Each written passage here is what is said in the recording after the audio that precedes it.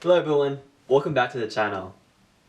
I hope you're doing well, and for today's mistake, it's gonna be you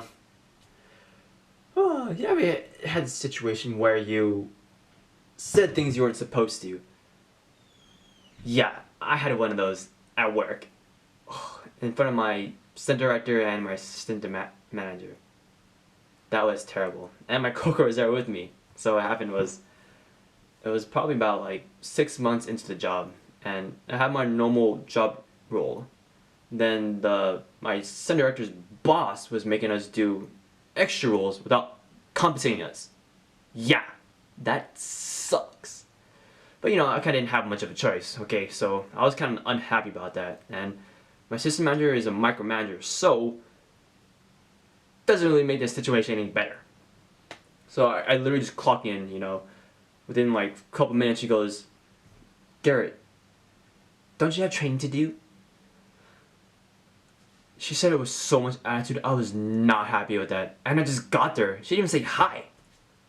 So you can imagine like how I was feeling already. It's like, you're gonna come at me like just like that? Like not even hi?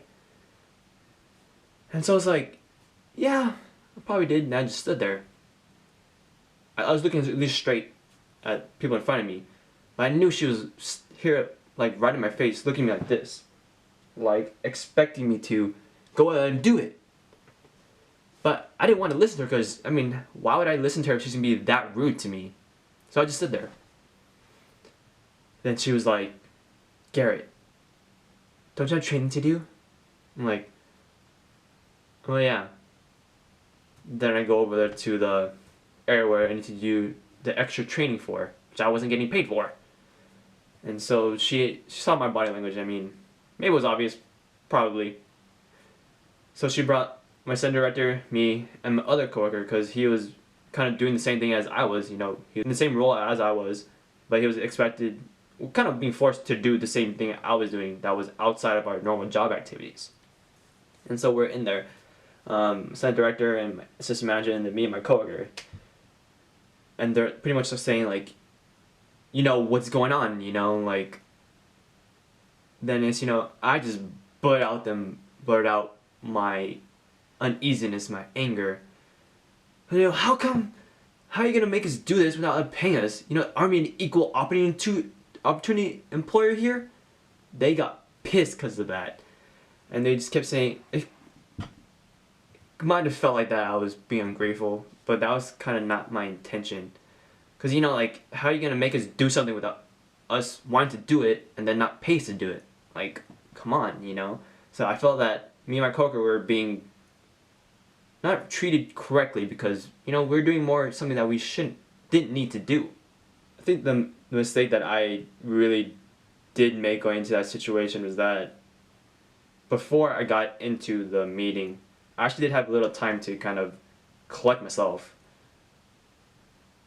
The thing that we look back on and what I could have done better was that I need to identify my emotions at the time. Initially when she told me to go do the training, I was getting fired up, you know, my heart was beating.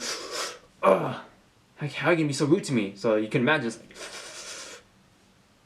I should have identified how I was feeling. Then I should have acknowledged it. "Hey Garrett, it's okay.